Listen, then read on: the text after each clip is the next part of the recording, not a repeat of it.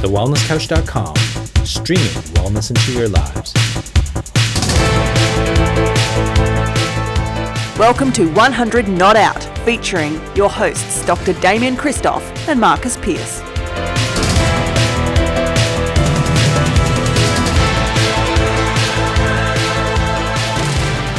Hello and welcome to 100 Not Out, a weekly show dedicated to helping you master the art of aging well. My name is Marcus Pierce and here I am with the co-founder of The Wellness Couch and The Wellness Guys, the great man himself, Dr. Damian Christoph. How are you, pal? Great, Marcus. We are about to get our frequent flyer points up and running. We are on our way over to Montevideo in Uruguay, and let me tell you why. One of our great friends, Guy Lawrence at 180 Nutrition. Isn't he a good bloke? He's a legend. He did a sensational interview with our next guest, and we just had to bring him on to 100 Not Out. Dr. Mario Martinez. That's a great name. I love the way you say it. Dr. Mario Martinez is a US clinical neuropsychologist who lectures worldwide on how cultural beliefs affect health, longevity, and success. He is the author of the best-selling book, how's this for a book? The Mind-Body Code, How to Change the Beliefs That Limit Your Health, Longevity, and Success. He is the founder of Biocognitive Science, a new mind-body paradigm that investigates the inherited causes of health and the cultural learning of longevity. Here to tell us more and to provide what I think is a completely new slant that we haven't explored that much on the longevity paradigm. We're going to talk to him on 100 Not Out. We're going over to Montevideo in Uruguay and give a very warm welcome to Dr. Mario Martinez. Dr. Mario, welcome to 100 Not Out. Thank you for having me. It's a great pleasure. Now, I've got to ask you, your interview on 180 Nutrition really did blow my mind. Damian and I talk so much on this program about engaging with humanity, having a great social life, moving your body regularly, and doing work that you love and loving the work that you do. But you added a new dimension to this, and you spoke, and again, I'm paraphrasing, I'm not scientific in many respects, so please feel free to add your wealth of knowledge in here, but you spoke about the mind-body connection. We speak about how the mind influences the body, but what influences the mind, and you spoke very eloquently on the importance of culture and its influence on the mind. Can you add this longevity slant through culture for our listeners? Because it's absolutely fascinating. Yes, because as you said, pretty much people accept that the mind and the body communicate with each other. But what was missing is what was actually influencing the mind. And what I'm bringing to science is the cultural component. And the cultural component is actually the collective beliefs that people have about very important things like what is mother, what is father, aesthetics, ethics, the sense of beauty. And those things actually affect the brain. The brain gets used to whatever the culture is presenting it, and it becomes an encultured brain. And I'll give you examples later. But basically the idea is that you can't exclude the culture from the formula of mind and body. I love this. And when Marcus was introducing you, Mario, I was thinking of our great friend Dr. Bruce Lipton, and Bruce Lipton talks about epigenetic control. He talks about the control of the gene over by the environment. And I suppose to a large extent, this is what we're talking about, isn't it? We're talking about the environment that you surround yourself in other words, your culture. The people that you deal with, your belief systems, how much time you spend on your iPhone, on your smartphone, all those sorts of things actually influence the way in which your body will express itself. We find it fascinating because we travelled over to a little island in Greece called Ikaria. And in Ikaria, we see that they have a very rich culture, and their rich culture is far more advanced and so much more rich than the culture that we have here, which is only 230 years old. How limiting is a smaller culture over the expansion of a larger culture on our health and well-being and our longevity, do you think? Well, it really depends more on, rather than the size of the culture, whether they're collectivist or individualist. So for example, Australia, UK, US are very individualist. The importance goes on the individual development, on the individual achievements. But if you go to another culture, Japan, China, Korea, they're more collectivist. So it's more like the cooperative component of the group and the actual protection of the group. And even when you give tests, when you give memory tests to people in the East and the West, for example, you show them pictures, and the people in the West, individuals remember specific characteristics of the individual, but the people on the Oriental side, they basically remember interaction. So, for example, if you have somebody sitting on a bench at a park, the individual societies will remember. Well, he's wearing a green shirt and he has blonde hair. But if you ask someone who's Asian from the collective, they'll say, well, he's sitting next to a tree, and the tree is next to the water. It's an interactionist kind of thing. And even further, when you look at, for example, the psychoneuroimmunology, how thoughts and emotions affect the immune system and the nervous and endocrine system, shaming causes inflammation. It's known now that when they shame you, you notice people turn red and their temperature goes up. And the immune system is responding as if there's some kind of a pathogen there. And it's basically a word that says you're stupid or something that causes you to feel ashamed. So if you shame someone in the individualist culture, they will have an immunological reaction, molecules of inflammation like tumor necrosis factor and interleukins 2 and so forth. They'll cause inflammation. But if you shame someone in an Asian culture, they will only have inflammation if they consider that the group was shamed, not the individual. So you see, the culture will determine how the immune system is going to respond to a certain degree. I find this absolutely fascinating, Dr. Mario, and I think for everyone listening who have come from, say, let's say a European culture where it's all about the family, and so if they are, say, shamed at school, they would, say, share it with their family or their wider community, and they would be loved and cared for and the rest, whereas we have a fierce independence, I call it, in, say, Australia or, say, England or whatever, and it's if we are shamed, not only do many of us feel like we don't know who to go to or where to go to, but we also project that shaming onto ourselves. And hence, what Dr. Mario is talking about, inflammation and chronic disease and the rest of it rise. My question is the answer to that or the antidote to that, because most of our listeners probably say, in Australia or in the US or the UK where he talks about that individualist nature, is the answer that, or the antidote to that we must heed the wisdom of, say, the Asian countries and many European countries and create a tribe so that when the inevitable challenge comes up of some disempowering experience or challenge, that we have a tribe of people to go to help us through that process? Well, I think when I work, for example, I work with Fortune 100 companies teaching their executives to deal with the culture component of the organizational culture they create. What I try to teach is what I call hybrid leadership, which is the best of both cultures, the culture where the company comes from and the culture where they're operating.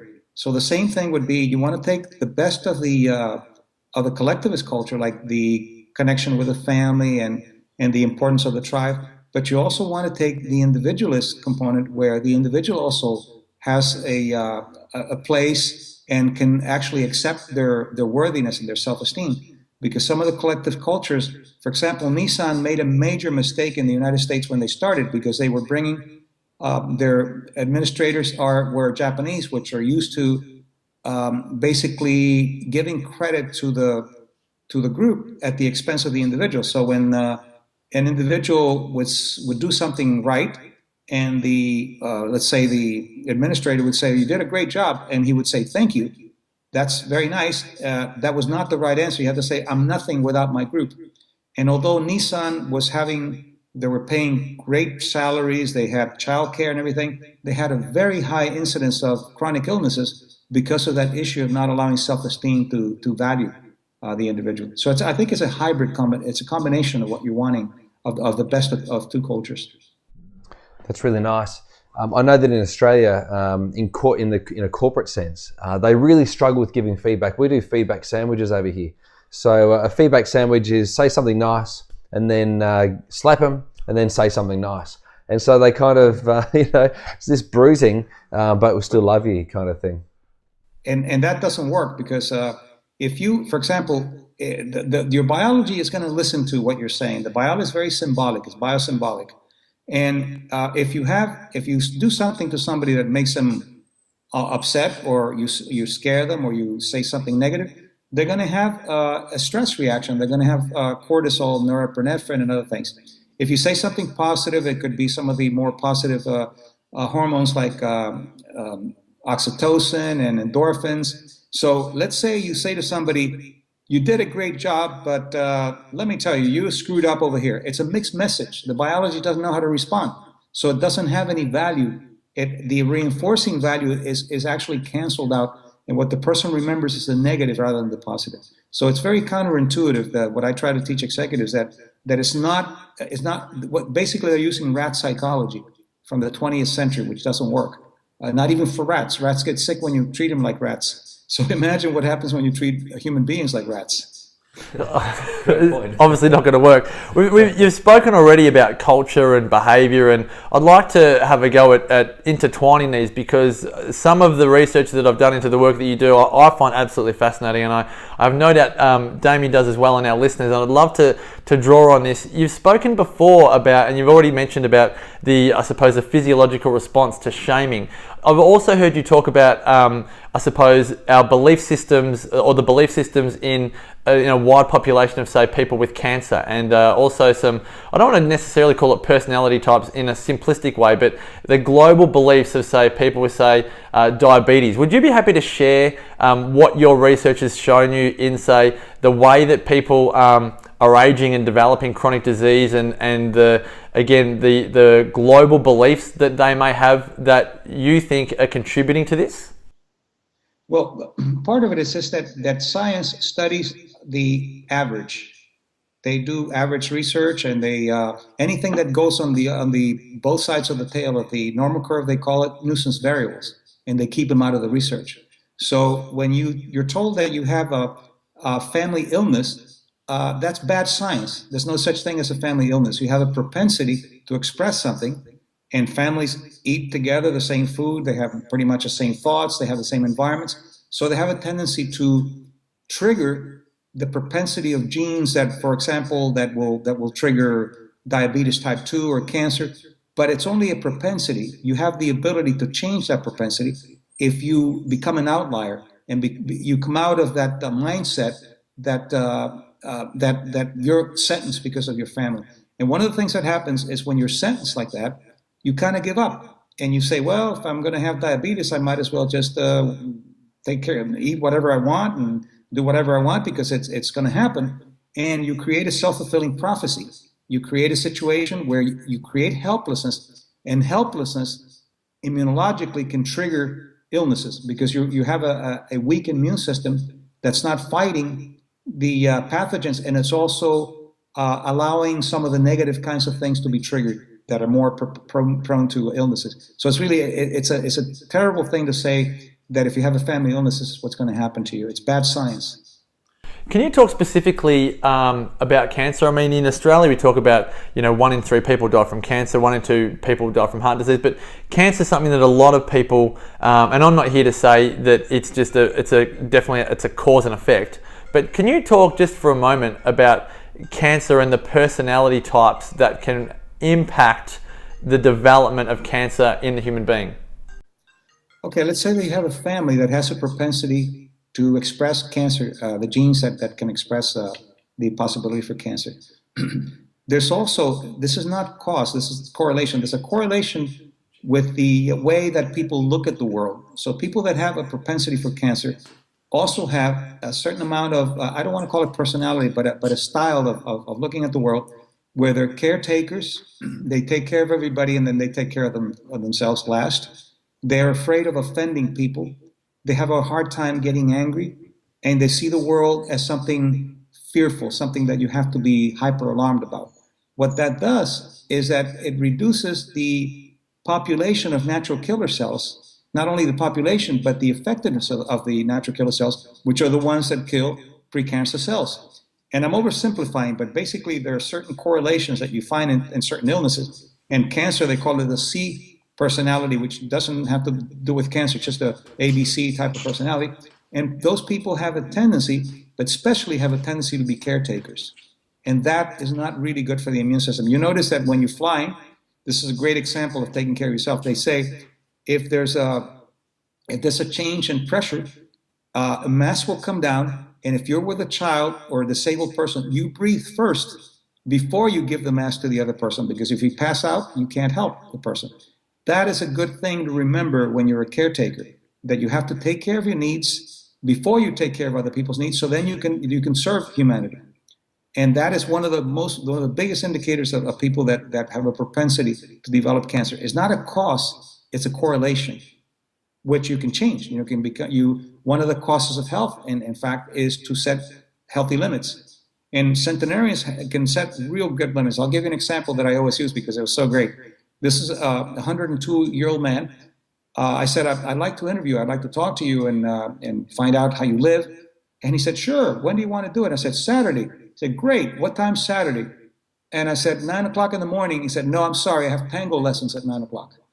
So, they know how to set limits. They don't say, okay, I'm going to give up my tango lessons so I can talk to you. And this is what a lot of people do, isn't it?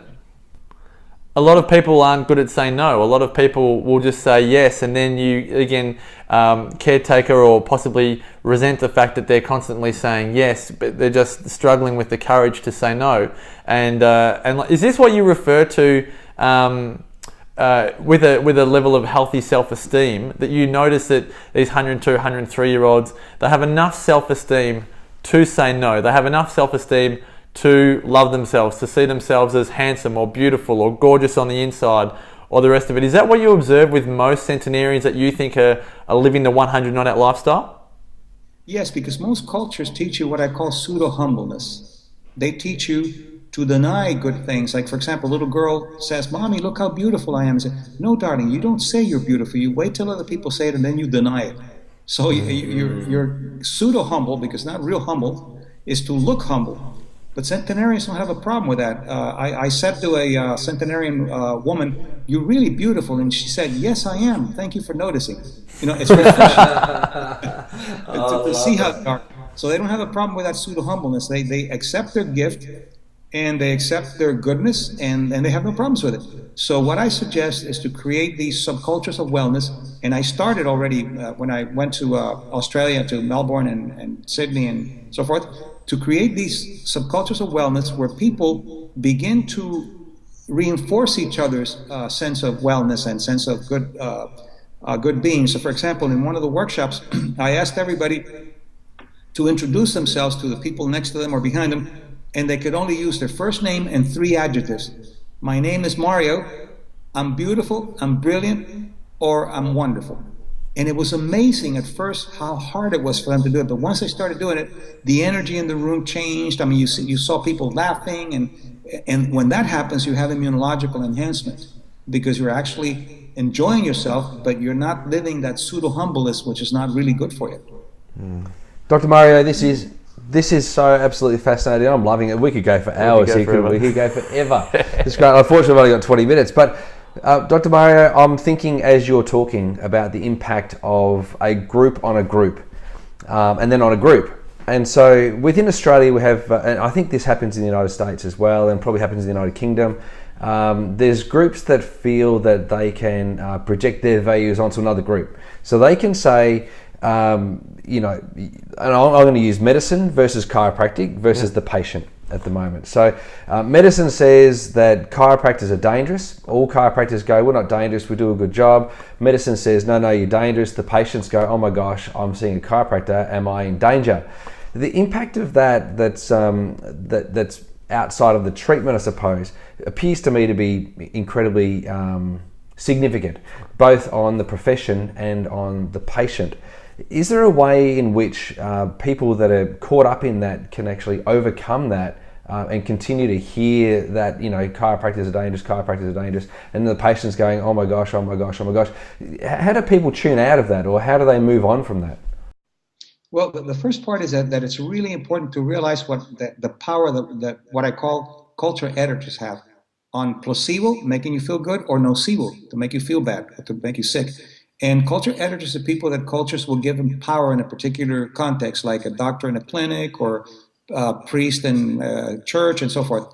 So the first thing is to be aware that those people can have a lot of power in what they say and how they affect you. And second, I think you have to become a very informed consumer, and then ask the practitioners, who are the patients, and if they can talk to their patients, and also learn what the limitations of each of the professions. For example, if you have heart problems, and you might want to go to a cardiologist, but if you have some kind of a back problem, you might want to emphasize a chiropractor. And the key is that not one profession has an answer for everything. So you want to learn to be an informed consumer, and then demand from your practitioners to give you information of why they're going to do something and how that's going to work, rather than just take it and assume that they know more than you do. They know more physiology than you do, but you know your body better than they do. So it's really an interaction of the two. It's a co-authoring of health. I've got a question. We seem to live in a world where if we're not happy all the time, there's something wrong. We should go up to people and go, "How you going?" Go, "Yeah, we're really well, thanks." When deep inside there's inner turmoil, there's conflict, there's relationship challenges or work challenges, financial stress, or the rest. But I find it. I'll just say it. I find it disgusting that if you Google happy and you look at the Google images, everything says be happy all the time. When in doubt, be happy. And I'm like, look, we're not always happy, and Not always on. And I love what you talk about in regards to righteous anger, which is anything but happy, but it's standing up for yourself. Would you be happy to share with people what you've noticed in people that are aging well and living this 100 not out lifestyle beautifully, what you've observed in their in the pendulum swing between happiness and sadness, or what you refer to as righteous anger?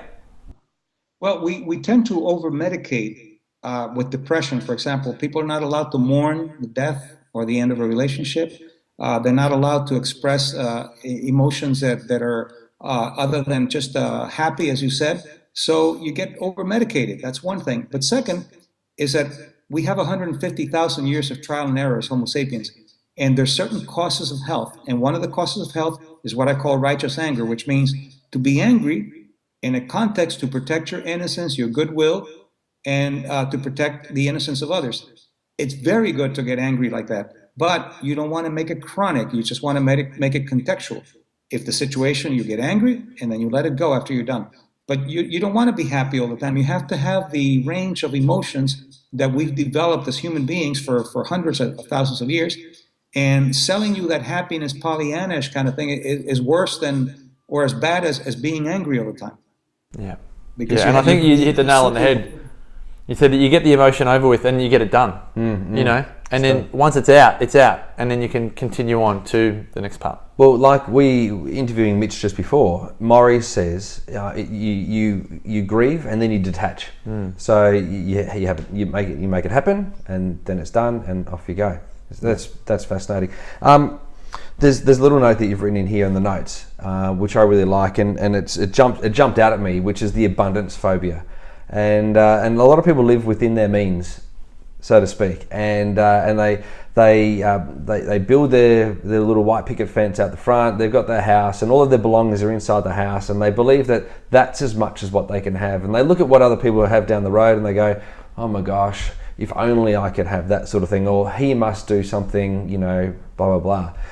The abundance phobia, the term abundance phobia seems to sum it all up. Do you think that this is a significant thing that, as a population, a global village, are we all suffering from abundance phobia? Yeah, I think so. First, because we buy the concept that you can only be happy if you have a lot of things. So then we strive for it. But also, you see, the culture keeps you within certain limits. If you do really well, then you have to start apologizing for doing so well. So you just get to a certain point that, yes, I bought a new car, but I needed the new car because mine was too old. So then what happens is that if you're not used to accepting that level of abundance, and when it comes to you, it's just as if you saw a lion in front of your house. It causes a tremendous reaction. So you have to desensitize yourself. You have to learn to gradually accept levels of abundance. And abundance, I mean health, wealth, and love, in a way that the horizons can be expanded. So, for example, cultures have horizons too. When the elevator was invented, when Otis invented the elevator, it was unheard of that you would go up on something automatic without using the stairs, and people were having nosebleeds to adjust to those kind of horizons. That doesn't happen anymore. Well, the same thing happens with personal beliefs. If you have a horizon that says, I can only make so much, when you go beyond that, even though you want it, you have a stress reaction. There's so much wisdom, and Dr. Mario, there's so much more that we could talk about. What I'm going to suggest to every single one listening to 100 Not Out, watching this on YouTube, do yourself a favor. If you want to develop some of the ideas that Dr. Mario has shared with us, please read the Mind Body Code. It's absolutely essential reading, and again, it puts a whole new layer to the philosophy that we share here on 100 Not Out, particularly around culture. But Dr. Mario, I understand you're also writing a new book through Hay House. Would you be kind enough to share what that is, when it's available? I think it's early 2017, and how people can get in contact with you as well, please. The website you were asking? Yeah, the website, and I believe you're writing a new book through Hay House, which is out early next year. Is that correct? Yes, it's a new book coming out. It's called The Cultural Self, and that'll come out as Hay House. It'll come out March 21st worldwide. And then you can just Google biocognitive or biocognitive.com. That's the website, and all the information is there. And or you can go to Facebook, and it'll be the Mind Body Code Facebook. And there are a lot of free stuff there, a lot of articles and videos and things that you can hear for free and listen to for free.